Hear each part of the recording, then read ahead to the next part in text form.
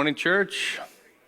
Hey, if you want to grab a Bible in front of you, if you brought one with you, grab a Bible, grab your Blaze Journal if you have it. And if you don't, you can always look at the Church Center app or grab some blank notes that you can take some notes today. We're going to be looking at First Corinthians chapter 9 today, along with our passage that we've been looking at for weeks now, Hebrews chapter 12. So we're going to start in Hebrews 12. We're going to go to 1 Corinthians chapter 9. So if you want to look at both of those, that'd be great. I was at a pastor's conference down in Florida this week. It's always really dangerous when you have as a preacher that you're preached to for like an entire week. So we're going to be here for about 3 or 4 hours, and I hope you're ready for it. We're ready to go. But we're talking about Resolute Boldness today. We've been in this series talking about things. I a couple months ago got this Apple Watch, and for our whole lives as a family, we've been Apple people. We've been Macintosh computers back when they weren't very good. They were massive and all this kind of stuff. So all the people in my extended family have these Apple Watches, and a bunch of people do. And I was that standout. I was holding out. I'm like, I don't need this. It's not a big deal. I don't want one more gadget. I don't want to overcomplicate my life and all that kind of stuff. And then I got some money for Christmas, and I was trying to figure out what to do with it. And here's the thing. A couple months ago, it dawned on me, I'm not that young anymore, right? And I was like the heaviest I'd ever been in my adult life. I was going and I was just doing the things I'd always done, and all of a sudden I'm gaining weight, and I can't lose it quite as easily. And the reason that I finally broke down and decided to get one of these with some of the money I got was because some people get highly motivated by information, and other people don't get motivated by information, but I tend to be one of those people that do. And so, it's a funny thing, it tracks your sleep and it tracks your exercise, and anybody that has one of these, it's got these little circles that track your exercise minutes, and there's these little stick figures come up that, they can be laying down. If you're laying down, they're sitting, they're walking, and all that kind of stuff. Why do I bring it up? I bring it up to say, what would your spiritual Apple Watch look like today? What would my spiritual Apple Watch look like today? I want us to consider today, ask that question of yourself. Think about the little stick figure people. Think about the little circles. Is your life moving at such a pace where you're just kind of laying down, and your spiritual Apple Watch would say, yeah, you haven't gotten some steps in like 15 days, right? Or is it something where every day you're moving, you're on the move, you're running, you're walking, your spiritual heart is active, that you're actively doing the things that you ought to do? What would that measure today? And the reason that it's important is because today we're going to be talking about resolute boldness. The part of this pioneering spirit we've been talking about necessitates that we just don't sit still, but there's an activity to what we're doing. That there's a movement towards the pioneering spirit that we have. We've been talking about this 5-year vision, that we would be people over the next 5 years that would have our hearts ignited with a pioneering spirit, that we would actively be taking back territory in our culture, in our homes, that we'd be building up the future, and we'd be using creative and tangible means to see more and more people come to Christ, to engage every person to become a passionate follower of Jesus Christ. And we've been talking about these characteristics over the past couple weeks as you've been going through your small groups or studying on your own, whatever it might be. You've been here in the services. We've been talking about faith-filled vision, that it's necessary for us to see the way God sees and to see what others don't see, to see the spiritual world around us. Last week, we talked about uncompromising sacrifice.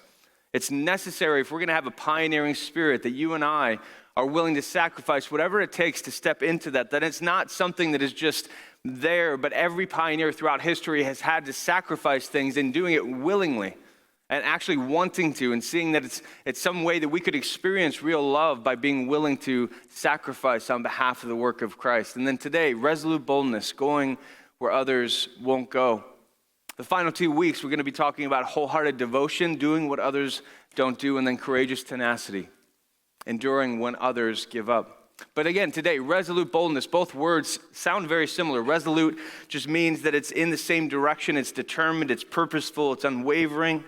We're setting an intentional direction. And then boldness, willingness to take risks, to be innovative, to push through difficulty. Resolute boldness, that's the call today. Are we going to be willing to go where others won't go? And I want you to consider, what's your spiritual Apple Watch look like today? Let me pray. Father, as we come to your word today, as we study your truth, would you work in our hearts, as been prayed many times. Thank you for the testimony of your work happening through baptism, through worship, through all the things we've done thus far, but there's things that we need you to speak to our hearts today. We are open to you. We open our hands and our hearts, and we ask you to work. It's in your name we pray. Amen. The need for resolute boldness. We're so far in this passage only gotten through part of the first verse. So this is going to take a while, right? Going through this entire passage. Hebrews chapter 12, we said, therefore, since we're surrounded by such a great cloud of witnesses. In Hebrews chapter 11, this hall of faith, where there's been many people that are referenced throughout the story of God that have worked in incredible ways to see God's pioneering spirit go out. The kingdom has grown through him. Therefore, since we're surrounded by this incredible cloud of witnesses, let us throw off everything that hinders and the sin that so easily entangles. And now we're finally to the end of this first verse. And let us run with perseverance the race marked out for us. Let us run with perseverance the race marked out for us. Let's start at the end of that verse and work our way back. The first thing I'd say is that God has a race marked out for each one of us. Seems like a simple lesson, but it's important. God has a race marked out for each one of us. Let us run with perseverance the race marked out for us. The implication there is that we're not just running any race. We're not just saying, go run a race, do something fun. The implication is that there's been a race that's already been predetermined. And the implication is that it's been marked out by God. And some of us really need to hear this simple lesson today. God has a way and a path marked out for you.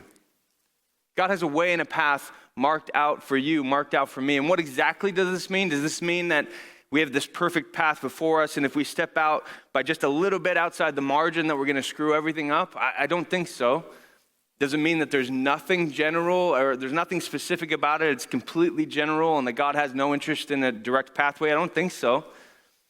Here's some things we can affirm that Scripture teaches us. Number one, that God made you on purpose for a purpose. I say this a lot because I think it's so important, especially in this season.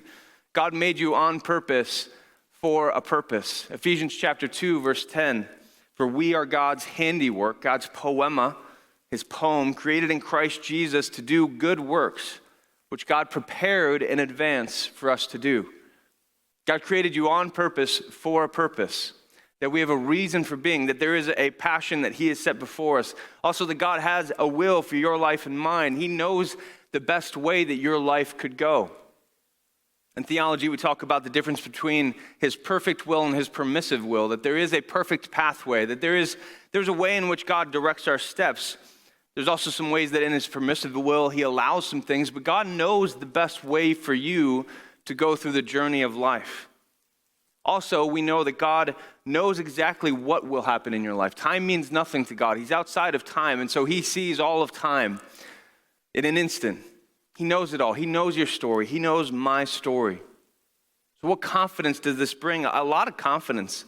It should fill our hearts with, because if we understand that we've been created on purpose for a purpose, that God has a will for our life, that he knows the best way to go, and he's also seeing the whole journey, that we were in this place where we can have a boldness to that. Oh, great, I get to step into that. And there could be a couple responses that you might have today. The first response might be, oh, I didn't know. I didn't know that he had this before me. I didn't know he marked out a race for me. And if that's the case, now you know. Like, this brings some confidence into your life. Step out today and understand, like, you have a race marked out for you. You've got this opportunity to step out with confidence tomorrow as you go and wake up into your day, because God has a race marked out for you. For many here, I think the answer could be, I know that he does, but I'm scared. I know, but I'm scared. And here's the important question for you if you're in that position. For me, if I'm in that position, is what are you scared of exactly? What exactly are you scared of? Are you scared that you'll not be safe? Are you scared that you'll have to go somewhere that you don't really feel like going? Are you scared of something else? But let's imagine, for instance, that we're traveling on an airplane and we crash land in the middle of the wilderness. We just so happen to crash land with the best navigator in the world. Think about Indiana Jones or something, you know, Pathfinder, knows exactly how to get. He's the best survivalist that's ever existed. Will you sit there next to this guy and be like, well, it's just the two of us, but I'm a little scared that you don't know what you're doing, so I'm just going to go out on my own over here into the wilderness? No, we'd be idiots for that, right? We've got like the perfect Pathfinder survivalist sitting right next to us, and we wouldn't use his abilities to help us navigate this crazy wilderness we're a part of. Now, take that times a million, And that's what we have because God not only is this incredible, talented thing, he created you. Like he knows your exact life. He knows the best way for your life to be, for my life to be. And if that's the case, then there should be a confidence that can come to say, hey, what am I actually scared of? God has the best plans before that would honor him and that would do good in my life, that God promises that. Not that our life's going to be easy, but he promises that he's going to walk with us through every single thing. So I understand it, but I would just encourage you today, just have confidence. The race is marked out for you. The pathway is marked out for you. We get to go with the one that created us. That should bring us some confidence. Here's the one that scares me a little bit. Your response to this knowledge that God has a race marked out for us could be, I know, but I don't care. And I just want to speak to those of you that might be you here today. And maybe you're just getting into this faith thing. Maybe you're just trying to figure out what this whole Jesus thing's about. And I get it. And maybe you've just kind of been doing your own thing. But there is a God that loves you. There's a God that has a plan for you. I just encourage you, please do not be in this position. Because if we're in this position, imagine you're a coach on a team and you have a player that just refuses to listen to anything that you say, refuses to be part of any conversation, all that kind of stuff. Would that player be on the team for a long period of time?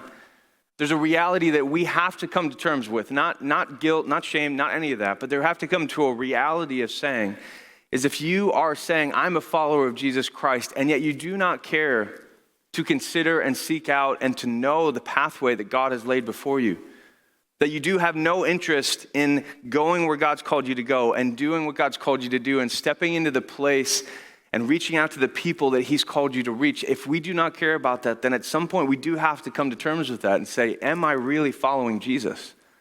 Or do I just want to do my own thing? So there's a confidence that can come. God has a race marked out for us. I just encourage you, step into that. Step into that with boldness. The other thing we can know from this verse is that although some parts of the race might be easy, there will inevitably be difficult sections of the race.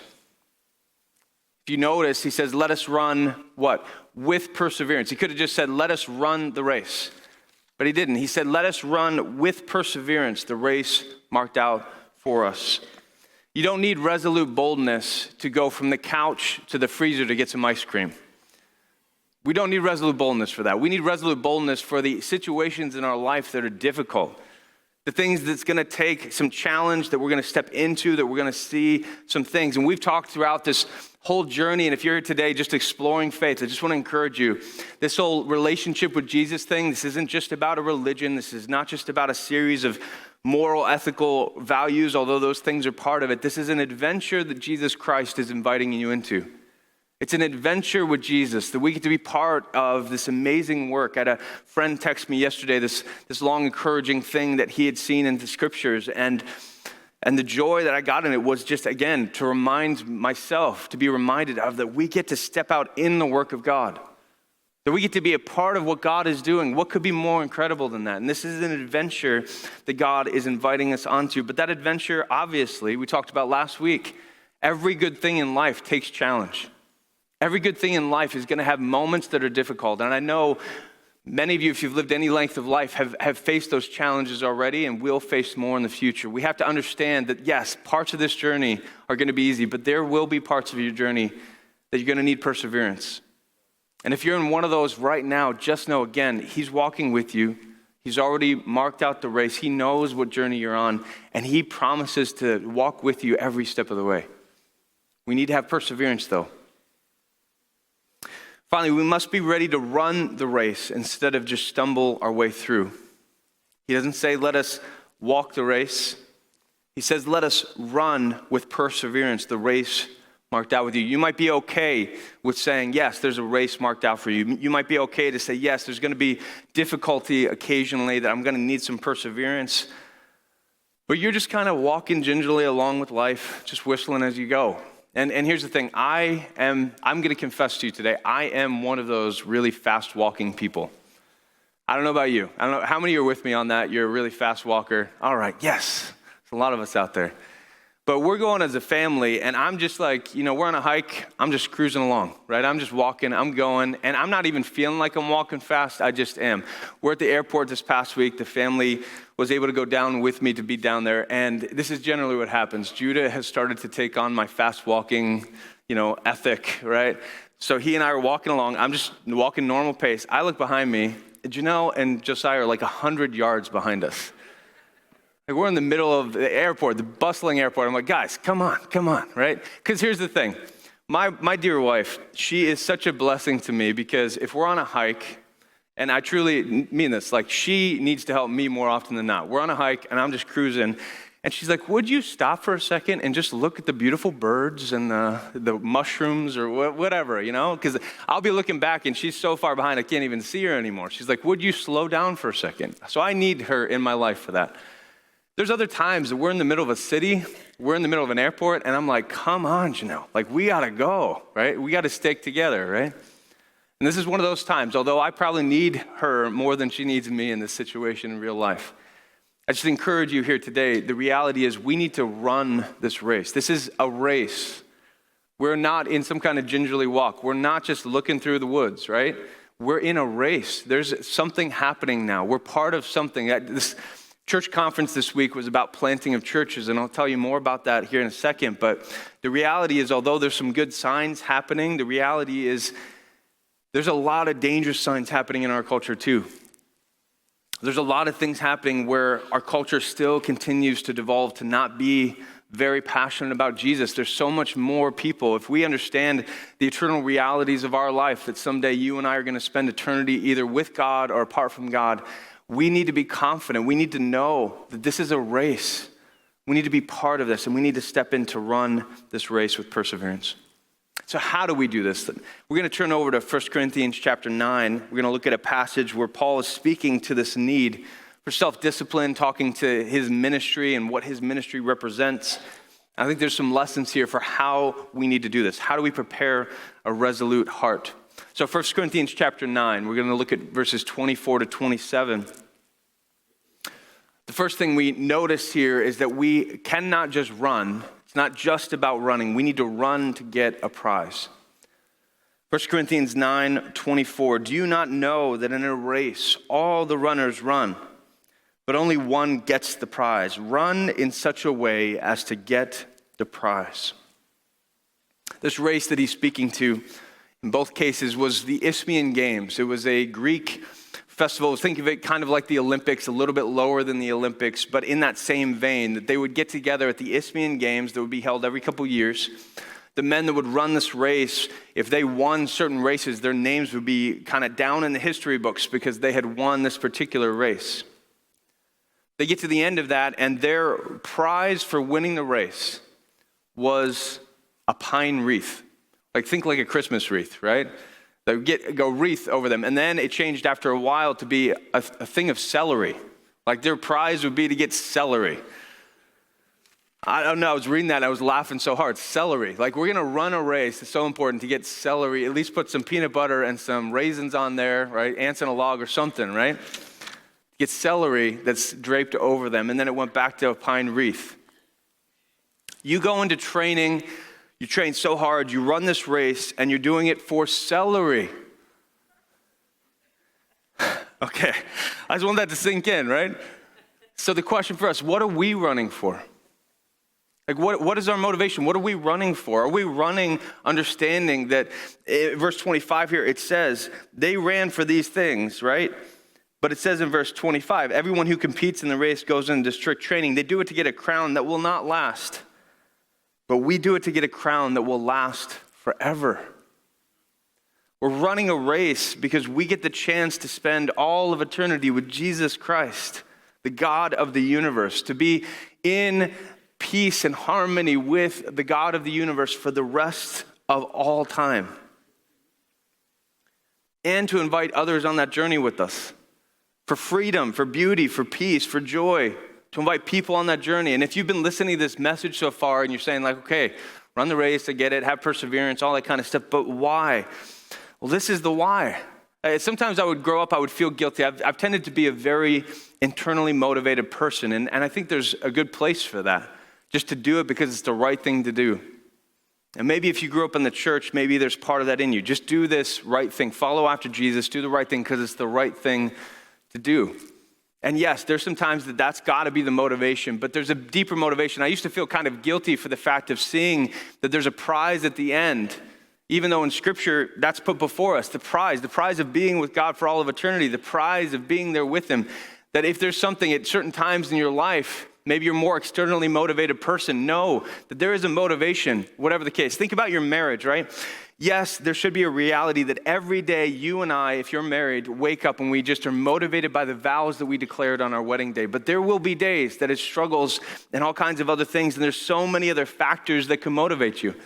The reality that if you love your spouse, there's going to be joy in the midst of your relation, companionship, that you're going to have a great time, you're going to have fun together, you're going to see amazing things happen because you get to invest in your marriage.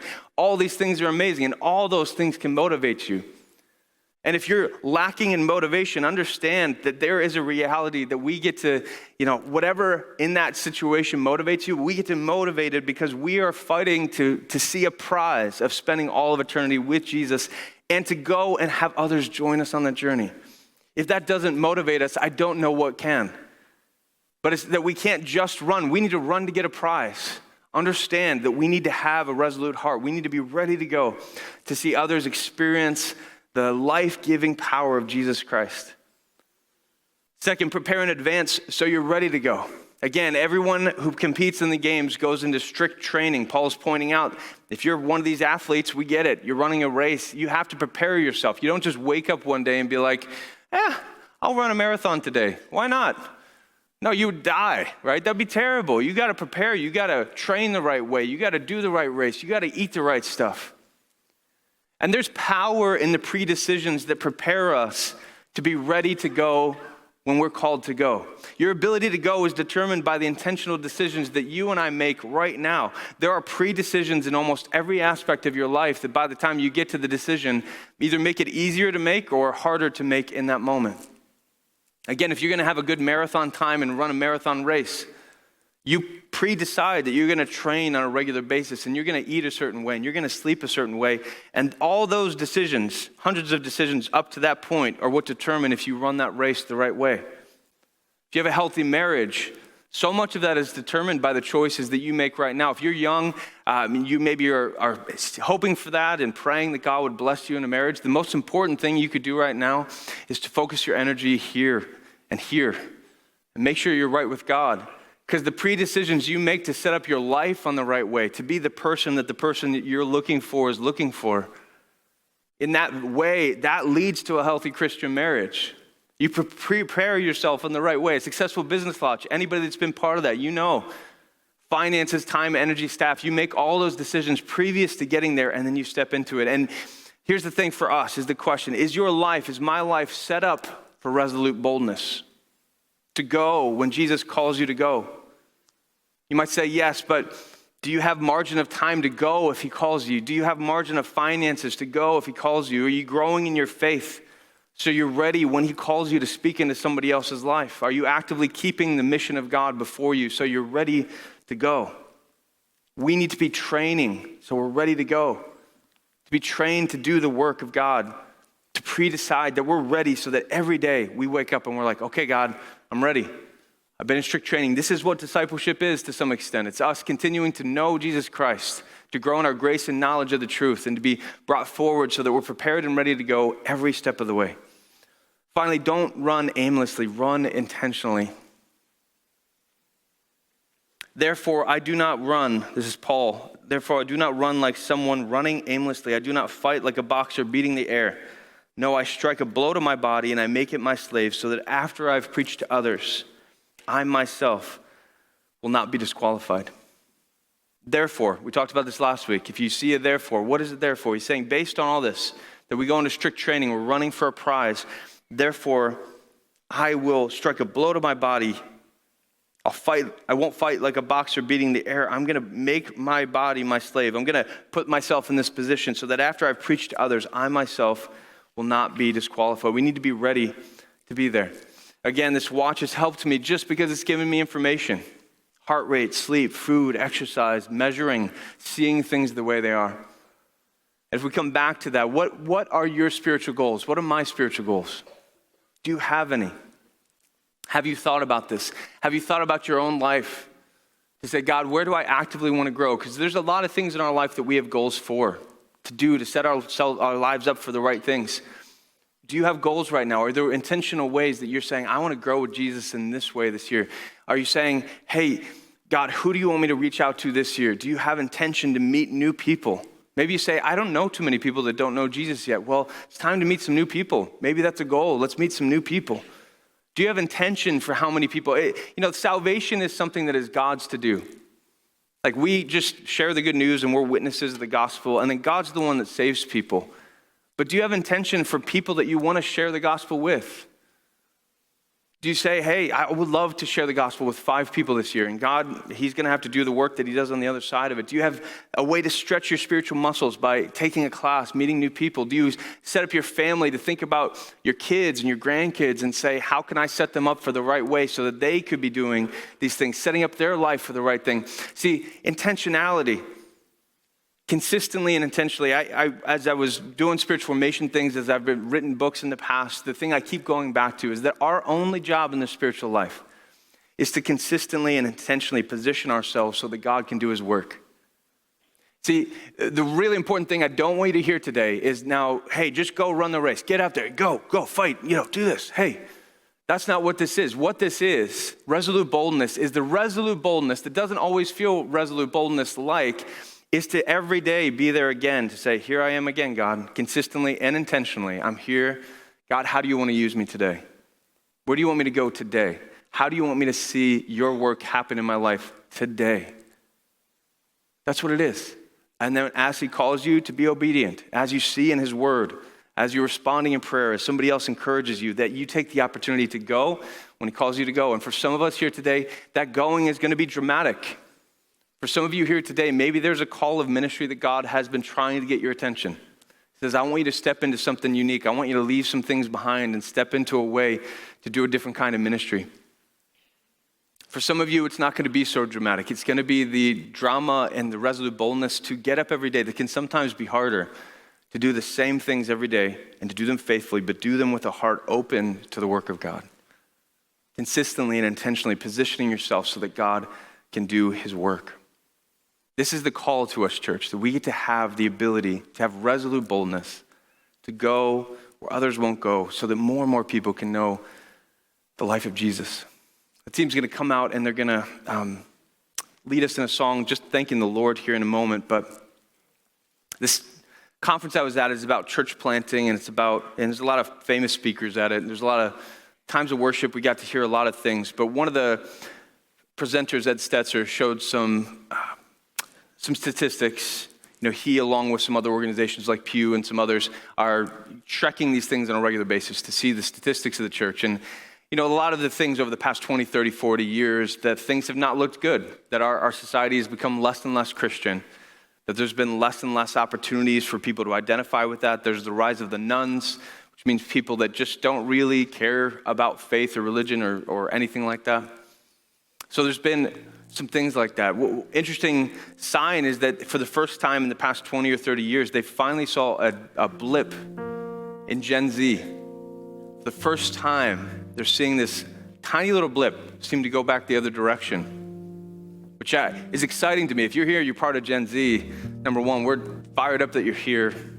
We're hoping more and more of your friends are part of this, because I think there could be a chance that a revival could start in your generation to help all the rest of us join in with you too, that we're here to support you in that.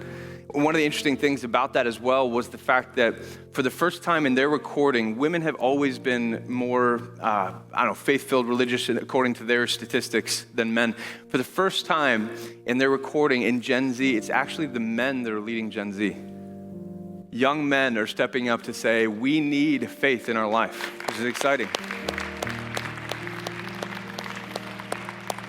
So young men, young women, we're here for you, and we want to support you as you see what God does. We want to help guide you, teach you, and be a part of that journey so you can reach more of your friends, because there might be something happening. But here's the thing, despite all of that possible good news, the statistics are still terrible in terms of where the church is. The reality is that this is a church planting conference talking about planting churches. For every one church that starts and brings new life, there's 3 churches that close.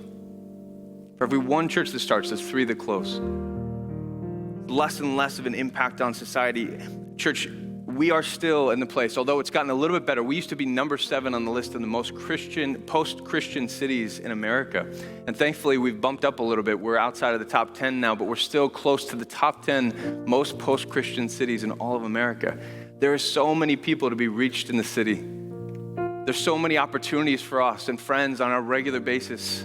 So many people that need to know the good news of Jesus Christ. And there's some of you here today. I would be remiss if I didn't reach out to those of you here today that don't know Jesus yet. This journey, again, this is not some kind of ethical thing. This is not just believe these good things and abstract ideas. The reality is that you and I, from the beginning of time, have been burdened with this thing called sin. That because Adam and Eve first created, that they turned away from God, they rebelled against God, that there's been this virus within us called sin that has destroyed the work of God, the image of God within us, that has marred those things, and that because of that, we wanted to turn away and do our own thing, to be about our own self-preservation. And God brought all kinds of ways, the prophets and priests and all these to put a position so that we could do the right thing, but we couldn't do it on our own. There's no way that you and I can deal with that sin within us. So God in his love sent his son, Jesus Christ, to come and live amongst us, to live a right life, to live the perfect life, because only a perfect sacrifice could deal with that sin, to live the perfect life, and then to be put on a tree, even though that was, in the Old Testament, was seen as a curse, to be put on a cross and was crucified and died in order to deal with the sin. As it's recorded in Scripture, this was not just some painful death, although it was. This was him being the sacrifice for your sin and mine, for all the things that we've done against ourselves and against other people and against God himself.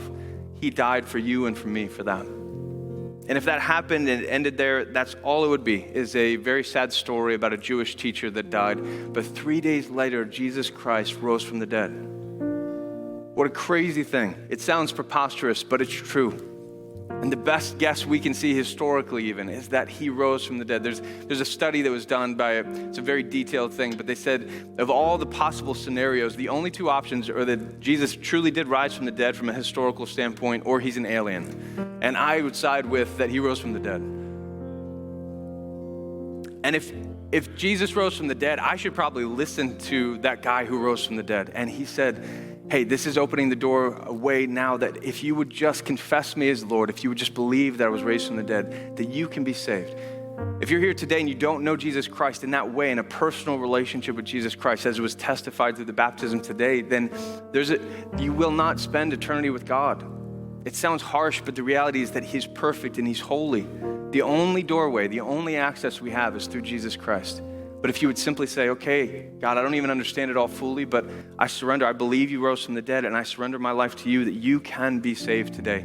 And not only saved, but be transformed, that your life now could look different because of what God's doing in your life. What a powerful, amazing, good news that we get to share. Amen?